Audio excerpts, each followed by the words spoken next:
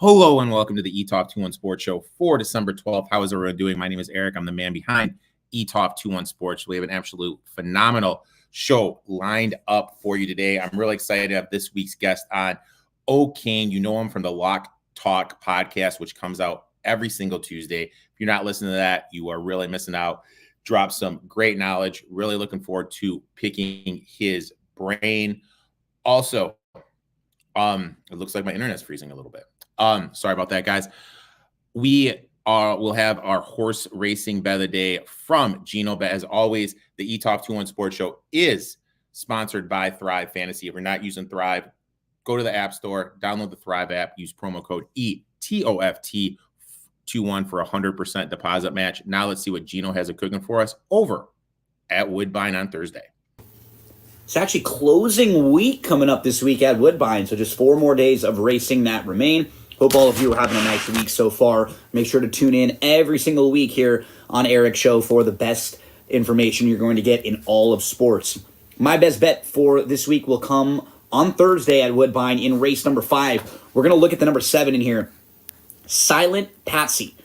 Now, this filly has raced 3 times. 2 times her first 2 starts were against better. Most recently, November 30th, she dropped down in class a little bit to this level, the maiden $15,000 level. I thought she ran really well. She had a good start. She was in between horses. She got stuck down inside and she got shuffled back. She lost about a length of positioning, but she came on again. She got pushed back again. She was up the rail and she came to challenge. She was just a little bit flat once she angled off the inside, and she just missed second. I thought it was a really good effort from her. That was going 7 furlongs. Now she cuts back to 6. She proved that she fits at the level. I think she has enough tactical speed to stay close in here, and she should have more late punch at 6 furlongs. To me, the value line is about 5-1. If she's 5-1 or over, I think that's fair for a win wager on the number 7, Silent Patsy, in race number 5 at Woodbine. We'll be back here each and every week with our best bets in racing, and make sure to tune in for all the greatest information that you'll find in sports from Eric. Have a great week, everyone. Make sure to give my boy Gino a follow at It's Me, Gino B on X. I am on his podcast every single Friday, breaking down the NFL slate. Soon to be breaking down some college basketball. Really looking forward to that. Now let's bring this week's guest on. Really looking forward to picking his brain. The host of the Lock Talk podcast, O'Kane. O'Kane, how you doing today, my man? What's up? Dude, so obviously NFL is here. I'm a big NFL guy. You're a big NFL guy. We have a big comment coming out right off the gate. Our boy Bobby chimes in. I want to hear your guys' takes on Mahomes after the game. For those who don't know, after the game, Allen comes up to him. Mahomes says, worst call he's ever seen in his life. Interesting. What do you think, my friend? It's a really bad look for a guy that doesn't really have a lot of bad looks in his career, and it's a lot of in the moment, and you just can't say it. You can't get caught on the hot mic saying it. You can say it, if you're texting them after the game, which I'm sure those guys text back and forth. You can say that then, but you just got to give the guys props. I mean, you can't devalue what Josh Allen just did.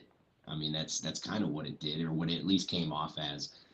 For a guy that's usually pretty classy, obviously he talks a lot of shit, but I don't think he was doing it from a standpoint of that, trying to take away from Josh. Obviously very frustrated, but it was also the right call. Obviously the right call. Agree 100%. And people need to remember that the Chiefs had 2 plays after that call where they did nothing.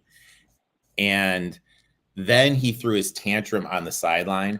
And the tantrum, it kind of reminded to me, as I work with kids, is a kid that is wrong, knows he has no other chance. You know what I mean? It kind of was like a kiddish type tantrum.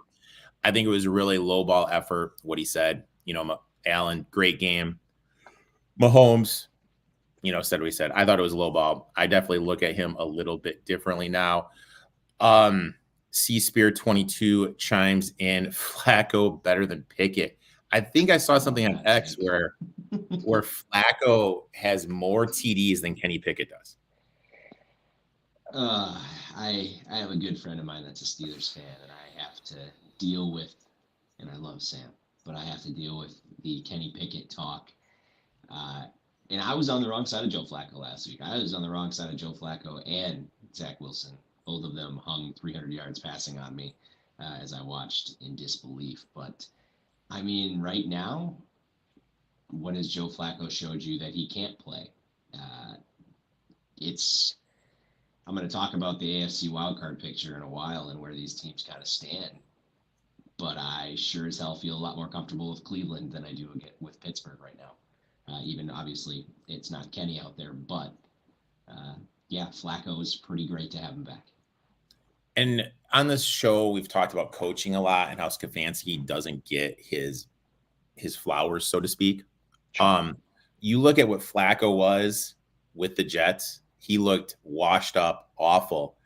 Now he comes in, he looked good for 3 quarters against the Rams, and he looked good for a full game against the Jaguars. And I think they're going to roll with him the rest of the year. And it's going to be really interesting if the Browns go to Cleveland. No, sorry, if the Browns go to Baltimore in the playoffs and they have to play. Flacco has a live arm, and it kind of makes you think, because I'm heavy in Browns futures, what this team could have been if Conklin, Wirfs, Watson, Chubb, all those guys didn't get hurt. So I hate the Lakers. Him and Gino always go back and forth because Gino is a big Lakers fan. Is Gino celebrating the in-season championship because the Lakers aren't winning the ship this season? I'll make sure to let Gino know you said that. Seaspirit22, Bears win out and make the playoffs? Jesus Christ, that would I would have to delete some tweets. And our boy Sports Facts chimes in. How the hell did the kid from Pine Bluff miss a 3 throw? He was like, yes.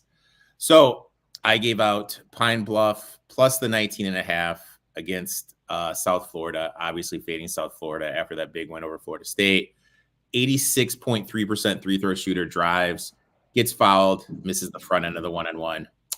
They lose by 18, not the 17.5. It's always fun betting on college. I got it. They're just kids. That's why. They're just kids.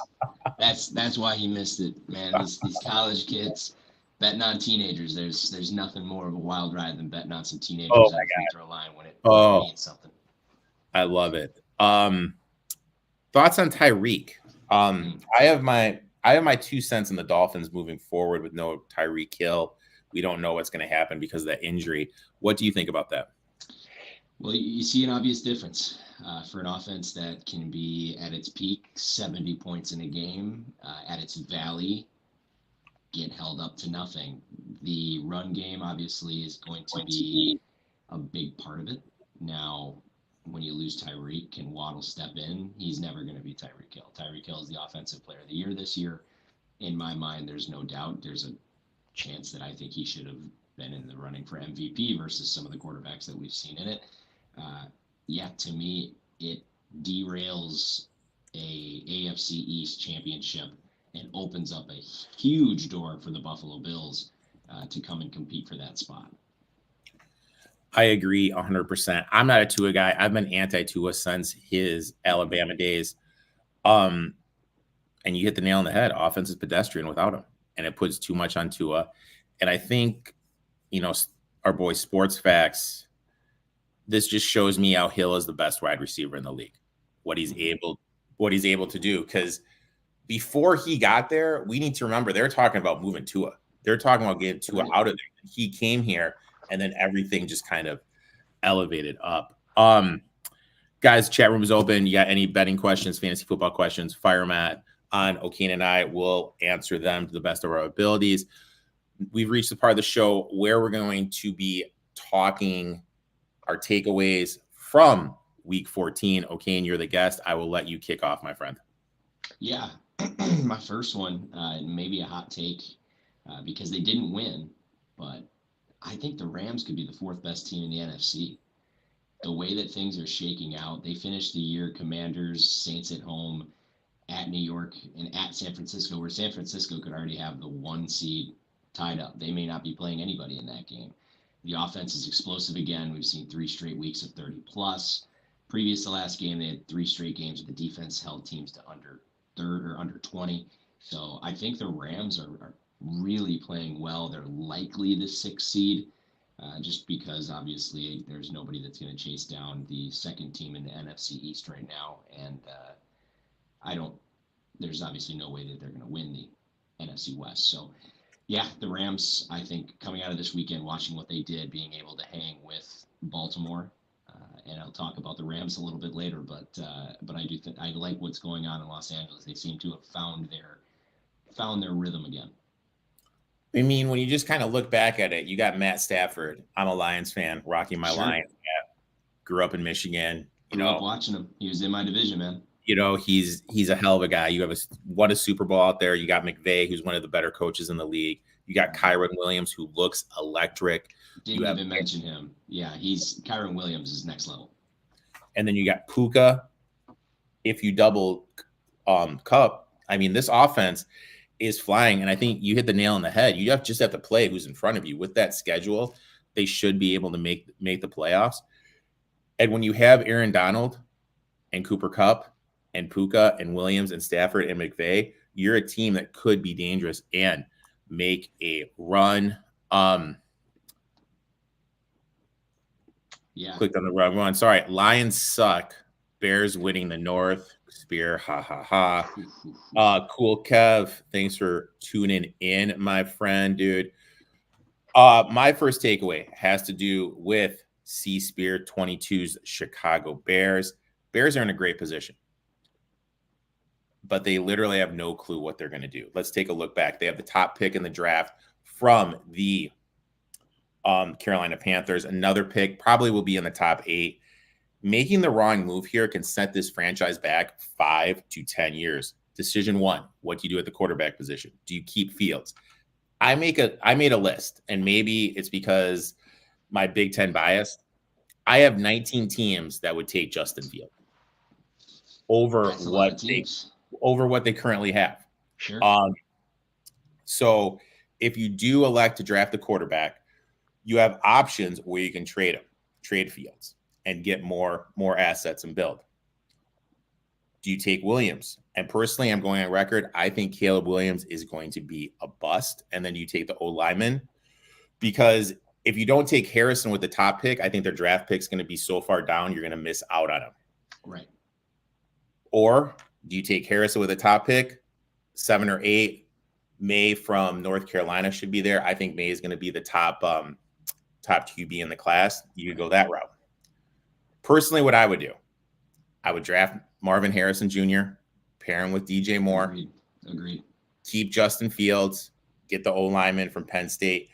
Because at the end of the day, we're just kind of guessing what these guys are going to be. We're watching the tape from college, but we really don't know if they're going to transcend to that next level, what they're going to do when they get paid to play football, when they're out on their own, when they don't have as much structure in their life as they normally do. With Fields, I think Fields is the 11th best quarterback in the NFL. I know what I have with him.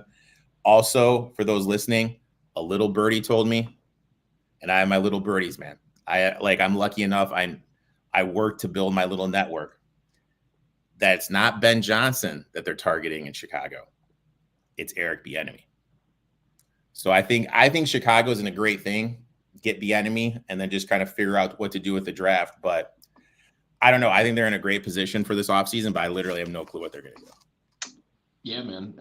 Chicago's got a very unique situation. You thought for a long time there you might end up 1-2. Now you're winning games maybe at your own detriment. And you look at their schedule going forward, it's Browns, Cardinals, Falcons, Packers. If you win 2 of those games and you end up, what does that put you? That puts you at 7 wins. 7 wins probably puts you, like you said, 8. I'm not as high on Drake May. I don't think this quarterback class is anything where anybody needs to get worked up over. I think if one of them falls into your lap, that's terrific. I'm not even convinced that Williams is going to come out at this point. I think he really could benefit from another year in college, and he's going to make the bag in college anyways. If Marvin Harrison doesn't come out and that whole he's getting NIL money that's close to first round money, that's that's neither here nor there. I mean, that's obviously up to the kid, but I do think he's really good. And obviously, there's that, I forget his name, the other receiver out of LSU that's supposedly just as good. But we'll see. The Bears, it's a make or break off season, but it feels like it's been a make or break off season for the last 3 years. So, And I'm sitting on, I think, I May 15-1 to be the top pick because nice. because Williams makes $12 million a year. Think That's about a lot of money. That's a lot of money. But I mean, like, okay, so you're a young guy. Okay, let's say you're a senior at USC, California. All the California stuff going on out there. You're the king of the school. Would you want to go one more year doing that college life? Or would you want to go to a place like Chicago, Arizona, New England, where if you struggle, they're just going to run your name through the dirt? Right. You know what I mean? Like, it makes you think with this new NIL world we live in. Well, and I look at the quarterbacks right now in the league, the young quarterbacks that we have. So we have, as bad as probably the median of quarterback play has been, there has been some good young guys that have come up. Fields, although I don't think he's 11, I do think he is a top 15 or so quarterback in this league. If you're Chicago, there's no way, in my opinion, you draft quarterback. If you have to stay with Fields. And I also don't think Fields has the trade value that he had going into the season, or at least this past offseason. I don't think you're getting the crazy haul because you're only getting him for a year, so it's more or less a rental unless he wants to sign with you long term. And we haven't really seen quarterbacks at the end of their rookie deal get moved. That's kind of a foreign move in this league. So, yeah, I'm with you 100%. I think Chicago's got to stick with Fields. I think you target Marvin Harrison, even with the number 1 pick. You could maybe, and there's a chance that maybe you can move out of one again. Who knows? The NFL draft has been so crazy the last few years as far as pick jumping in the first top 5. Obviously, last year was nuts. So it's hard to say. Now, another thing to remember with Fields, he's never made it through a whole season. Right. He's never made it through a whole season. Let's make some money. DeVito for MVP. Oh, yes. I love me some DeVito. I have the over 7.5 wins. I need 3 more wins. I'm assuming he's talking from the Bears. That's going to be tough, dude. That's going to be tough because I think they lose to the Browns this weekend. I think they can beat the Cards. God only knows what's going to happen in the Packers game. And what was the other game you said I'm spacing on? I'm sorry. The Falcons. I mean, Falcons. You can get 2. You can convince me 2, but I don't see him winning 3. The best analogy that I got from the Falcons and Arthur Smith that I heard when I was talking to my buddy this weekend, it's like the middle-aged lady at the blackjack table. You have no idea what she's going to do when she gets that 15. You have literally no idea what she's going to. And I think that analogy sums up Arthur Smith the best. Yeah. You literally have no clue what the heck they're going to do. Lions are a sinking ship. Last week, our guest Reed, 2 weeks ago, our guest Reed, who is a Packers fan, he gave out the Packers 16-1 to win the North.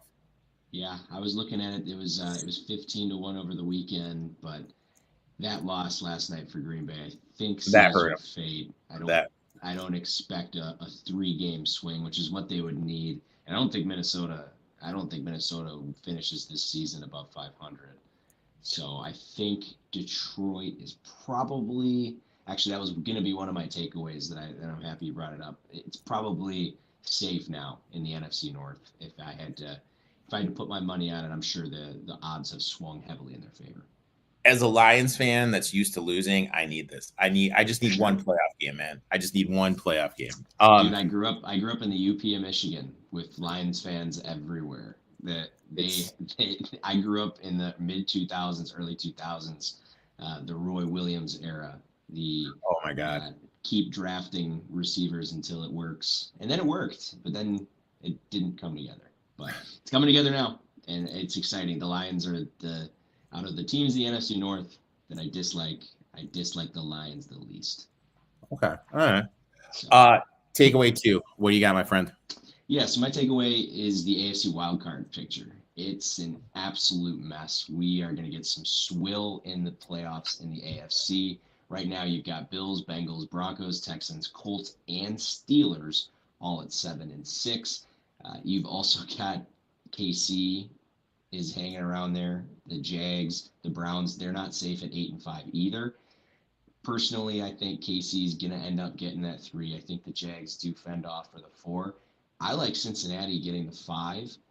I think Cincinnati, or sorry, I'm screwing that up because of a divisional winner, but I think Cincinnati is as live as it gets to win the AFC North right now. I think Jake Browning has the perfect amount of I don't know everything yet, because isn't that like, so when you get a new job, isn't the analogy for that like you start off doing great because you don't know what you don't know, then you hit that slope because you think you know everything, and then you bounce back because you kind of figure it out and median out. He's on this upward trajectory, but it almost feels like it's not. He's almost skipped over that part, sitting back behind Joe Cool and having these weapons around him. I'm super excited about what the Bengals are moving forward. I was completely on the wrong side of it last week, but just watching that game and the Bengals defense shut a team out in the second half last week. That doesn't happen. It's tough to do. The defense is rounding itself out. So I'm just interested to see what your take is. I also think the Broncos are going to sneak in there and Cleveland sneaks in there as well. But what is your thought on how the AFC wild card picture ends up with this little bit of a logjam we got? Well, first of all, I got down to the final 55 in Circus Survivor, and I had the Jags on Monday Night Football, and Trevor Lawrence went down, and I got knocked out. That's how I got eliminated. Way. I was so pissed. Brutal, like, man. And it was one of those things. I was texting a friend of the show, Dave Weaver, who works at FanDuel. Him and I were going back and forth. As soon as Lawrence went down, I was like, dude, no way CJ Beathard's leading me this win. I'm out. I think the thing you said about the Bengals, and you kind of hit the nail on the head, is when you have Mixon, when you have Higgins, and when you have Chase, you're going to be okay because you can lean on those guys. And for as much as shit as we give Zach Taylor, he does pretty well. He puts people in a position, and that defense is starting to play better. I'm invested in the Broncos to make the playoffs, the over 8.5 wins. I think they're starting to lean on my boy Javonte a little bit more. I think because of that, I think that's going to get them into the playoffs. They obviously have a big game against Detroit this week. A team I'd like to make it, that Sports Facts is asking about, the Texans. I just think, Dell got hurt. Nico Collins got banged up. They just don't have the firepower. It was a good story, but now we're getting in crunch time. They just don't have the firepower. But I think the Browns will get in. I mean, I think the two teams that I like the most to make it are the Browns and the Broncos. But I could definitely see your argument about the Bengals just because of that defensive coordinator who should be a head coach. For whatever reason, he's not getting any love as a head coach. You have Hendricks, who's electric, getting the quarterback. And you have Joe Mixon, who, for my mind, is one of the better running backs in the game. He doesn't get enough love. And you have Chase that can make any play. So, yeah, AFC is wide open. I think it's going to be electric to the finish. Yeah, it's going to be great. My next takeaway. Dan Campbell has become the stubborn gambler, going for it all the time. So last year, I'm a huge shot quality guy. Last year during the March Madness tournament, Kansas State, every single round was graded as the luckiest team that should have lost per shot. And I just kept on fading Kansas State. And I was like, and they made it all the way to the goddamn Elite Eight before they lost to Florida Atlantic. And I became the stubborn gambler. And I really think that's what Dan Campbell is right now. They were 1-5 last week versus the Bears on 4th down.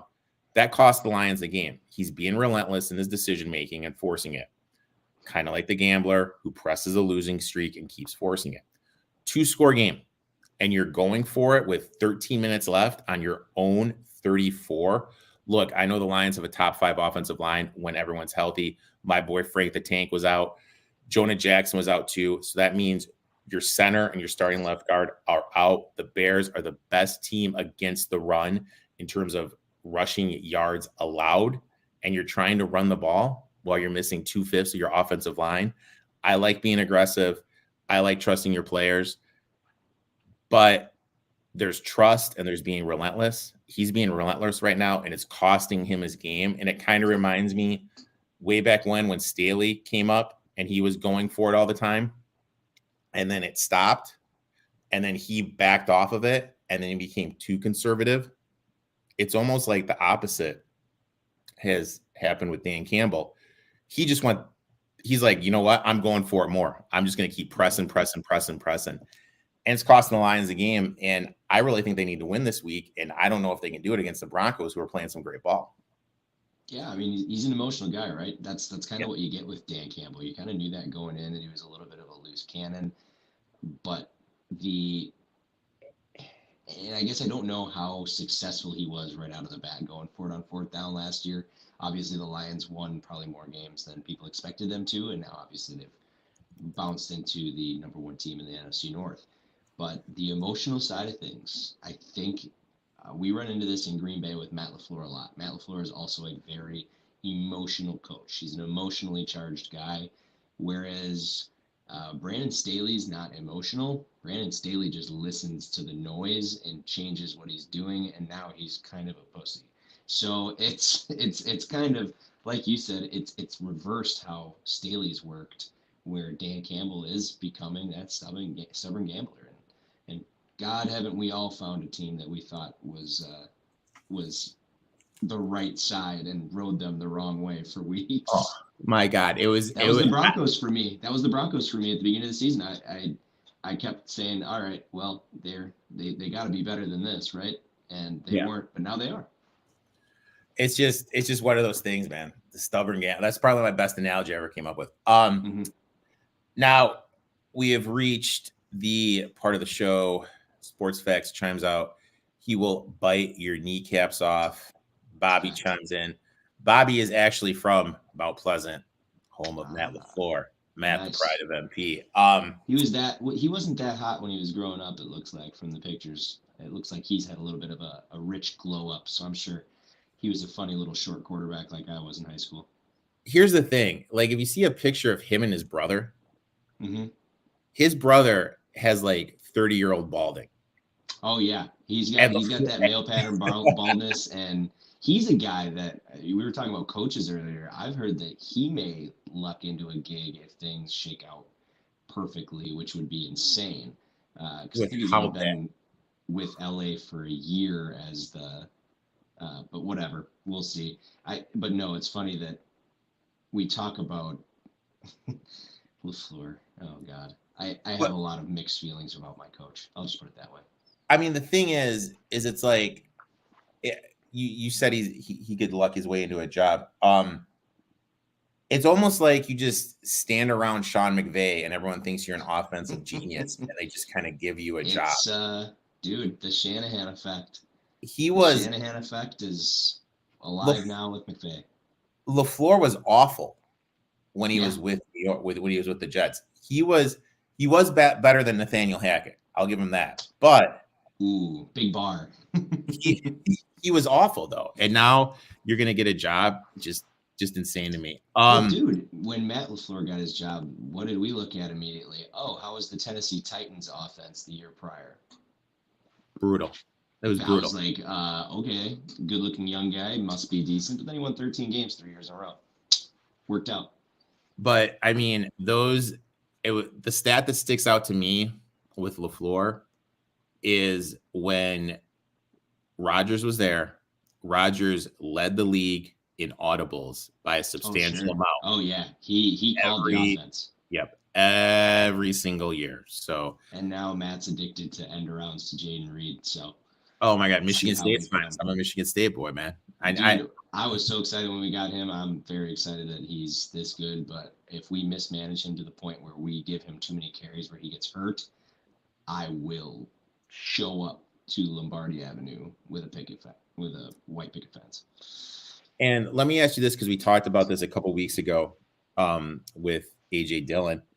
Has there been one guy in a contract year presented with a better opportunity to make more money for himself and to F it up more? The mayor of Door County, no, we're not big fans of him up here.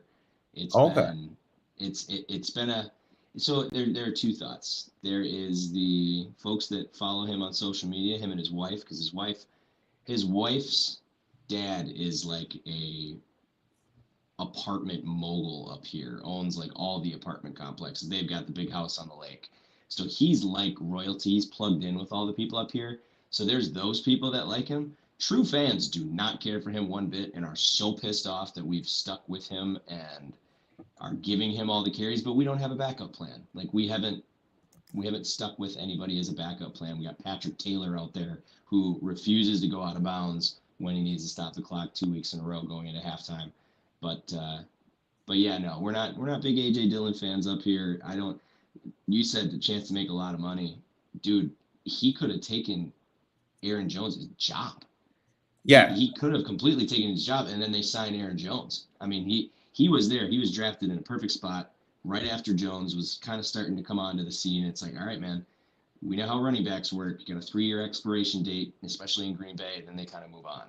Well, he let Jones hang around long enough, and why don't we like him?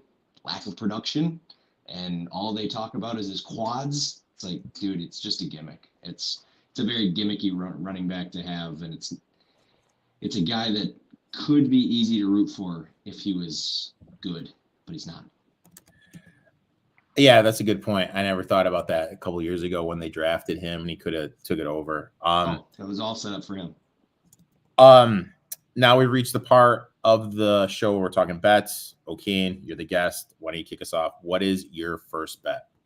Yeah, we talked about them. You've got a future on them. I like the Broncos catching 5 in Detroit this weekend. This is an awesome Saturday night matchup. We're going to get this one at, I think, 7:30 on the East Coast. I think a little bit earlier, Central Time.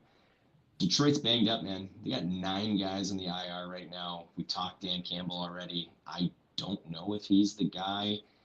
It's been since Halloween weekend since Detroit has beat a team by more than 5 points. They're just not clicking, and Denver is right now. It's a lot of points. Denver has won 6 of 7. They've covered 5. Just a big number. And I kind of talked about it earlier. The Chiefs should be super, super afraid of Denver coming down the stretch here.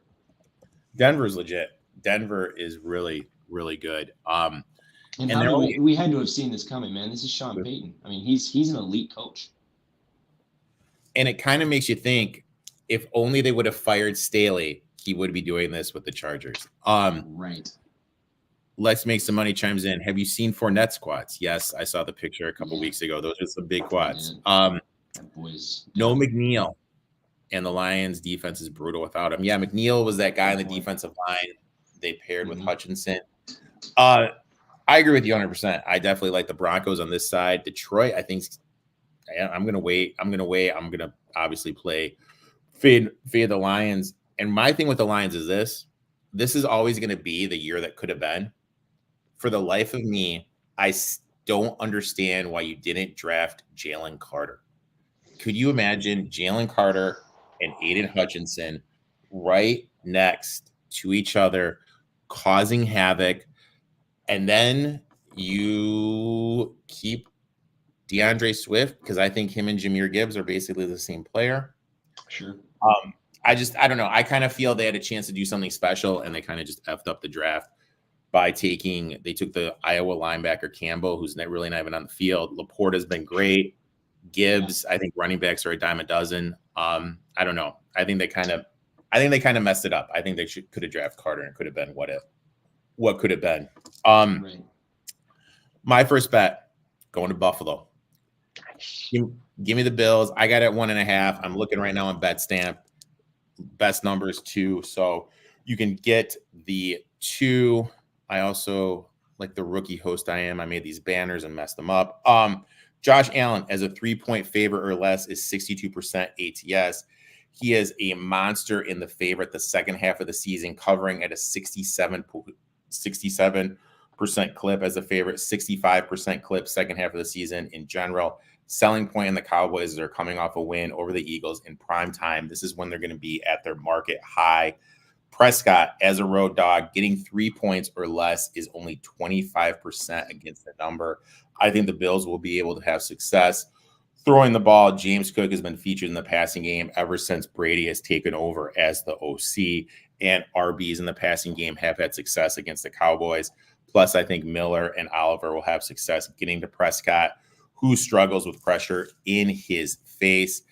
So I think Prescott's going to struggle. Also, QBs, you look at QBs rushing yards against the Cowboys, they're able to put up big numbers. So I really think Allen's going to be able to move the ball with his legs. Also, all these sites bring out luck metrics. Bills are one of the most unluckiest teams in the league. I know people can argue that they got lucky against the Chiefs, but when you look at their point differential and their win-loss record, they should be better than they are. I think they're due for some positive regression. I'll take the Bills, and I'm going to say this. I was looking at the MVP odds. If the Bills make the playoffs, I think that puts Josh Allen in the conversation. I'll do you one better. I think this team can win the AFC East. Ooh. See, right now, I have them at the Super Bowl at 50-1. I have them make the playoffs at plus 350. That's got to be one of the best Super Bowl prices that was ever available on them. Oh, dude, that was last week. That was last week. Fresh. And then I added Allen to win MVP at 20-1. Nice. And I got, what was the other one I got? I got him to come out of the AFC at like 25-1. I'll have to look at DraftKings. But I just kind of feel like right now, this is a team. What's their price to win the East? Let me take a peek here. Got this up right here. I was looking at their schedule because there's week 18 at Miami. That could be, and they already beat the Dolphins once. So that could be they need the Dolphins to slip up, and they got the Chargers and the Patriots. Oh, hold on. AFC East. There they are. 9-1. That's doable. Oh, that's definitely doable. Oh, wait, no. Sorry, that's not live. 3-1 is live. 3-1 is live. Oh, that's a little too short for me. That's a little too short. Yeah, Dolphins minus 400. So Vegas agrees. The Bills they're getting hot at the right time. I agree with you. I think Dallas, you sell them as high as you can possibly sell them after last week. I was on the right side of the Cowboys. It was like the only thing I was on the right side of what felt like on Sunday. Yeah, I agree. O'Kane, you're going to our boy, DeVito. Tell me what. Tell me why you like our boy DeVito. We talking about selling high. I'm selling high on New Orleans. New Orleans kicked Carolina's ass last week. Did it in very unimpressive fashion. I don't think very highly of the Saints. This is way too many points for the team that is the worst against the spread in football, tied with Carolina, 3-9-1. New Orleans also 1-5 against the spread at home. They have not shown that they can get to the number. New York's got a little bit of magic going with DeVito, our boy DeVito. He kicked my ass last night. That was unfortunate. But Saquon's the key this week. This is the 27th ranked rushing defense. They have allowed north of 130 yards per game this year. I think they are going to have great balance. Staying within 6 is not going to be difficult. Dennis Allen since 2005. Then this blew my mind when I looked at this. He is the 6th least profitable coach against the spread as a favorite since 2005. How old were you in 2005, dude? 2005, I moved actually from the UP down to West Bend. I was in 5th grade, so call me 10 years old. I mean, think about that, dude. Like, think about that. Since you were 10 years old, Dennis Allen has been the least profitable coach in the NFL. That's mind-boggling. Yeah, I mean, the Saints aren't good. I have the only thing I have for the Saints, I've got Chris Olave. I got a couple $100 on him to have over 5.5 touchdowns, which is now live after one last week. But yeah, I think selling high on the Saints is a good spot at +6. I don't know if the Giants get it done. My co-host Joey on my podcast is a Giants fan. He doesn't think they're going to get it done either. So I kind of go off, how confident is he after watching last night? And if he's not confident for them to win, I don't think I'm going to win, but I think 6 is way too many. Okay, and I've heard Erik rip Young. What do you think of him? Wait, Young, as in?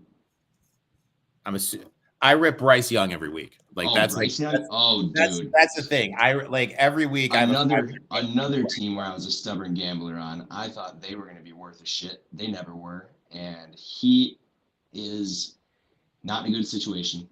Anytime that you're a rookie quarterback and your coach gets fired midseason and your whole coaching staff gets canned, you're going to be behind the 8 ball a little bit.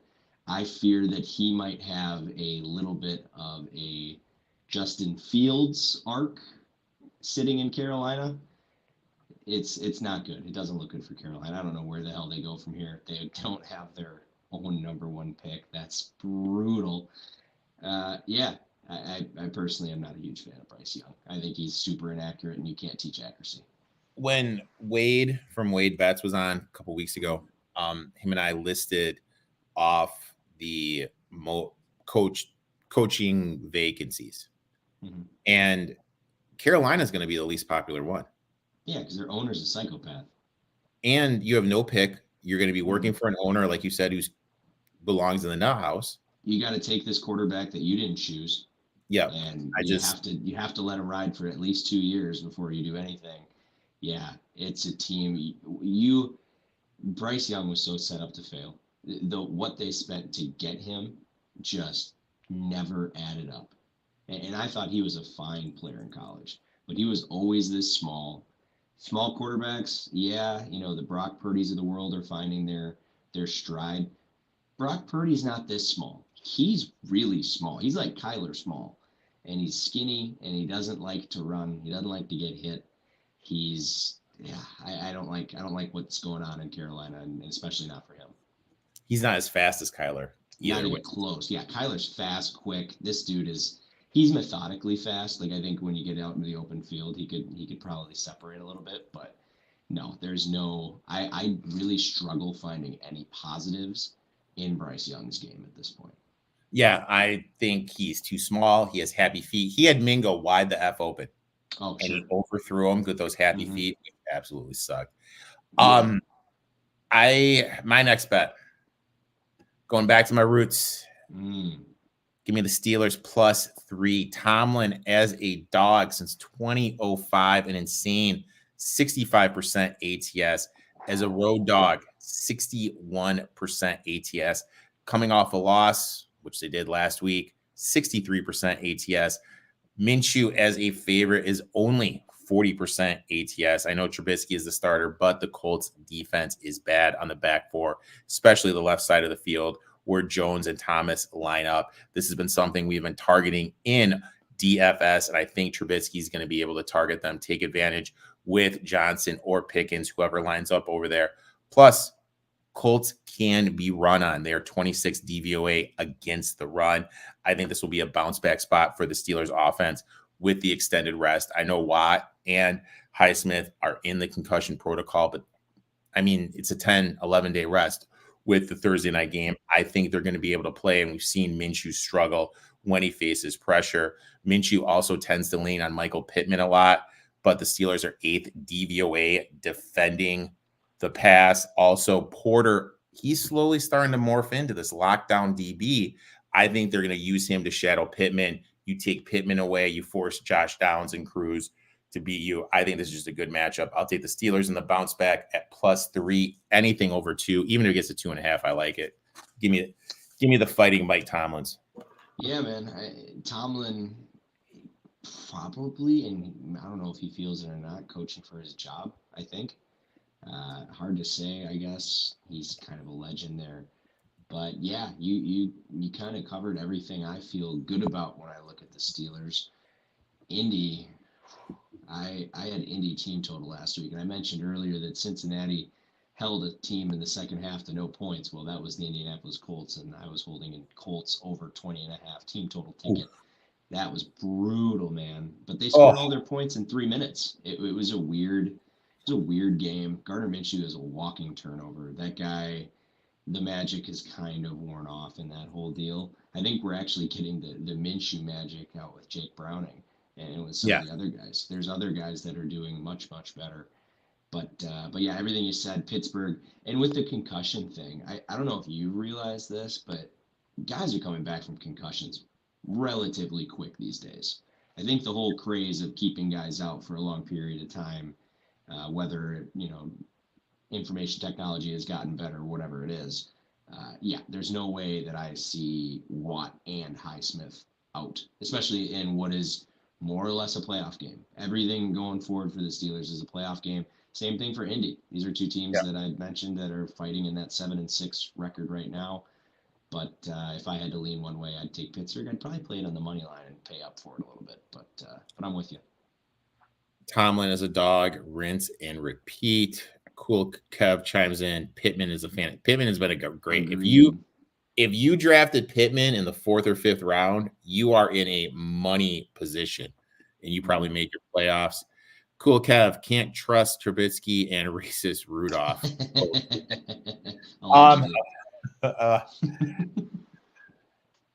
Okay, my man. What is your next bet, my friend? What are we closing it out? Closing it out with the same way I started it. Talking Rams. Rams laying 6.5 against the Commies. Dude, Washington has given up. This is an organization that they told everybody when they traded both of their edge rushers that they aren't looking to win football games. They've allowed 34 points per game in their last 6 with back-to-back 45-pointers. Fully committed to the tank. You actually almost kind of have to appreciate it. They have not covered in over a month. LA's covered 3 straight. I talked a lot about them earlier in the show, so I won't go too into it. But I look at LA as a team that has something to play for.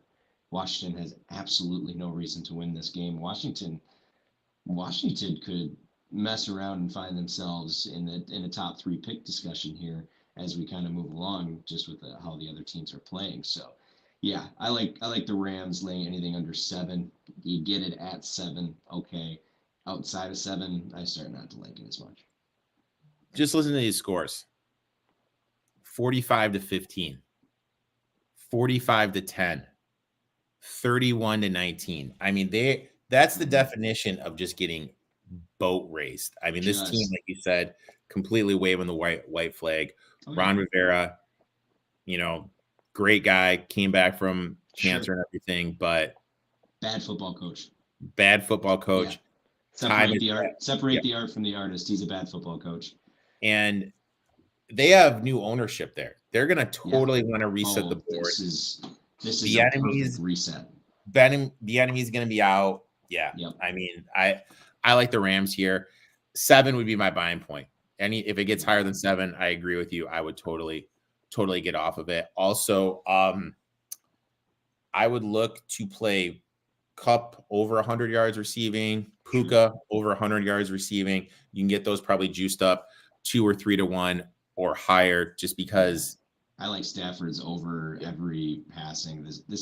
They're not going to. I would be careful. I think, especially as they get down the stretch, the Rams aren't used to having kind of a go-to running back. Obviously, they had Cam Akers a few years ago, but right now, I would get a little leery on Kyron Williams. I think if they, especially in a game like this, if they're up big at half, I wouldn't expect to see him almost at all. I don't know why you put any mileage on those tires that you don't need, because this is the time of year. And it we rattled off their schedule. They are very, very live to be in 6 or 7. He already missed 4 games. He was already on IR. The offense. He already was there. There's no reason they're going to push him. I think you're right. I think both receivers have a huge game. It's a very nice guy. Tough situation. I mean, that basically sums it up right there. That's what happens when you jump into bed with Magic Johnson, I guess. My last and final bet is I'm going to Thursday night. I am taking the Raiders -3. Chargers are supposed to be this defensive monster this year with the players they have. Let's look at their DVOA ratings. 27th total DVOA. 25th against the pass, 22nd against the rush. They are 29th defending opponents' wide receiver ones. Adams has been a monster against the Staley's defense. Listen to this. This is per game. 14 targets, 9 catches, 131 yards. Asante Samuel Jr. usually doesn't shadow coverage. That means the Raiders, hopefully, because they're going to be smart, will have him matched up against Michael Davis, who is PFF graded 85. Also, here's an interesting trend that I found. Teams that were shut out the week before, the next week are 70% against the number. On the show every week, we talk about buying low, selling high. We're buying the Raiders after being shut out. Obviously, they had that trip down to the red zone. If Hunter Renfrow didn't fumble, they probably would have scored. I think they would have won the game then. We have Easton Stick making his first start on the road on a short week against Max Crosby. Let's just not outthink the room here with that saying, with what I said. Favorites on Thursday Night Football are 55% against the spread.